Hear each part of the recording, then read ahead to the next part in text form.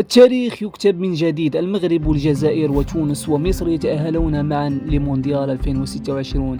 أمريكا وكندا والمكسيك. شهدت القارة الإفريقية حدثا تاريخيا غير مسبوق بعدما تمكنت المنتخبات العربية الأربعة المغرب والجزائر وتونس ومصر من حجز مقعدهما في نهائيات كأس العالم 2026 لتسجل لأول مرة في التاريخ يتأهل فيها هذا الرباعي العربي الإفريقي معا إلى المونديال.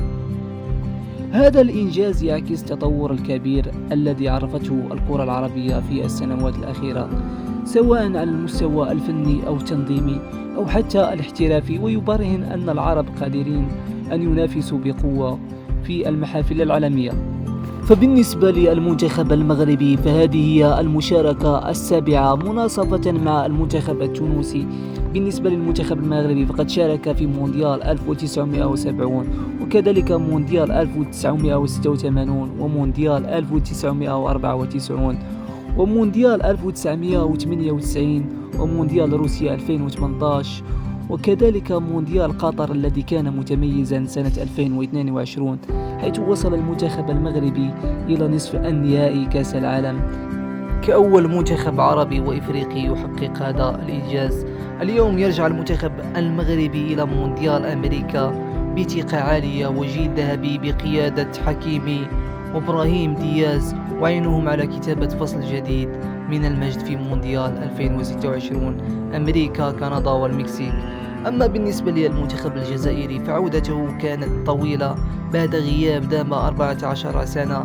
المنتخب الجزائري رجع بقوة بعد غياب دام 14 سنة عن المونديال، حيث كانت آخر مشاركة له سنة 2014 بالبرازيل.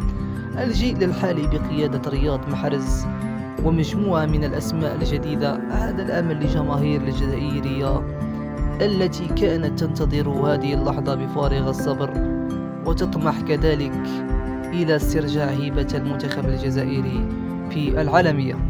أما المنتخب التونسي فسوف يكون حضوره السابع في المونديال، فنسور قرطاج يواصلون الاستمرارية والتألق حيث سوف تكون هذه مشاركتهم السابعة في المونديال بعد نسخ 1978 وكذلك مونديال 1998 وكذلك 2002 وكذلك مونديال 2006 ومونديال 2018 و2022 وكذلك تأهلهم إلى مونديال 2026 أمريكا كندا والمكسيك. المنتخب التونسي معروف بالانضباط التكتيكي وبالروح القتالية العالية، ويأمل هذه المرة أن يفك عقدة الخروج من الدور الأول ويصنع مفاجأة في مونديال المقبل.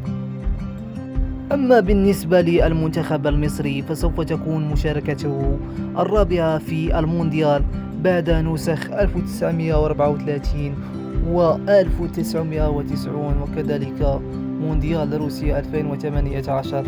وبقيادة النجم العالمي محمد صلاح مصر تسعى لتقديم أداء يليق بتاريخها الكبير، وتبرهن أن عودتها القوية للمونديال ليست صدفة بل نتيجة عمل متواصل وتجديد شامل في المنظومة الكروية.